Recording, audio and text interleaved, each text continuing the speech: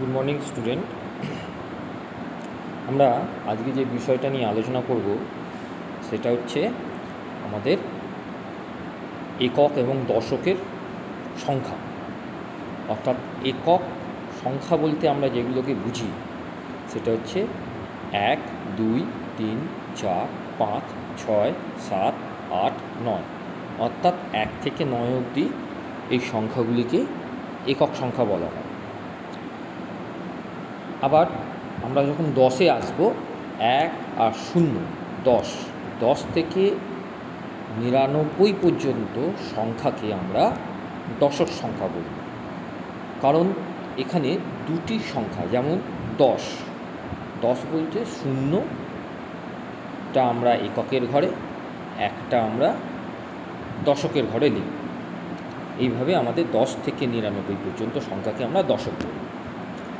তোমরা ছবিতে দেখতে পাবে যে দশকে আমরা 10 ব্যবহার করছি, অর্থাৎ 1, 0, 10, আবার তার পাশের ঘরে আর একটা 10, তার পাশের ঘরে আবার একটা 10, এইভাবে 10, 10, 10, 10 করে আমাদের ব্যবহার করা হয়েছে।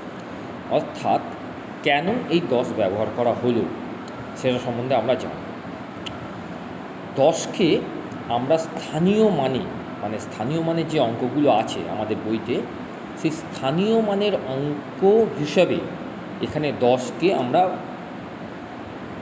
9 অবধি অর্থাৎ 90 অবধি নিয়ে গেছি। অর্থাৎ একটা 10 মানে 10, দুটো 10 মানে 20, তিনটে 10 মানে 30, চারটে 40, পাঁচটা 50, ছটা 60, সাতটা 70, আটটা 80, নটা 90। এবং 10টা 10 যখনই হচ্ছে তখন কিন্তু ওটা 100 হয়ে যাচ্ছে। এবং এই 100টাকে আমরা কি স্থানীয় মানে বা কি কথায় লিখব সেটা আমি পরে আসব। এখন আমরা যদি দেখি যে 10-এর সঙ্গে যদি আমি 1 যোগ করি তাহলে 11, আবার 10-এর সঙ্গে 2, 12, 10-এর সঙ্গে 3, 13, 10-এর সঙ্গে 4, 14, 10-এর সঙ্গে 5, 15, এইভাবে আসবে। আবার দুটো 10 মানে হচ্ছে 20, 20-র সঙ্গে 1, 21, 20-র সঙ্গে 2, 22, 20-র সঙ্গে 3, 23, 30, 30-এর সঙ্গে যদি 3 যোগ করি 33, 40-এর সঙ্গে 4 যোগ করি 44, 50-এর সঙ্গে 5 যোগ করলে 55, 60-এর সঙ্গে 6 যোগ করলে 66, 60-এর সঙ্গে 7 যোগ করলে 77, 8-এর সঙ্গে 8 যোগ করলে 88, 9-এর সঙ্গে 9 যোগ করলে 99।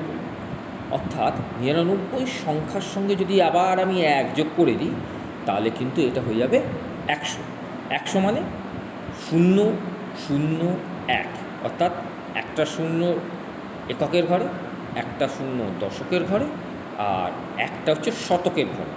তাহলে সেখানে আমি 100 কথাটা কিন্তু ব্যবহার করব। এখানে স্থানীয় মানেও যদি 1কে গোল পাকানো হয় সেখানে কিন্তু 100 কথাটা লেখা যাবে।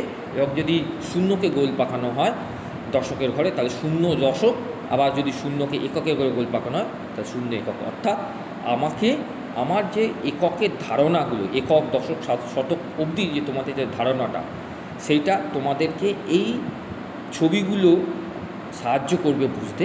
এবং তোমরা তোমাদের বইয়ের পাঠ্য বইতে যে 89 পাতায় যে অঙ্কগুলি আছে, 89, 88 পাতায় যে অঙ্কগুলো আছে সেগুলো তোমরা যাতে খুব ভালোভাবে বুঝতে পারো তার জন্যই এই ধরনের ভিডিও তোমাদের সামনে আনা হলো। ওকে, থ্যাংক ইউ।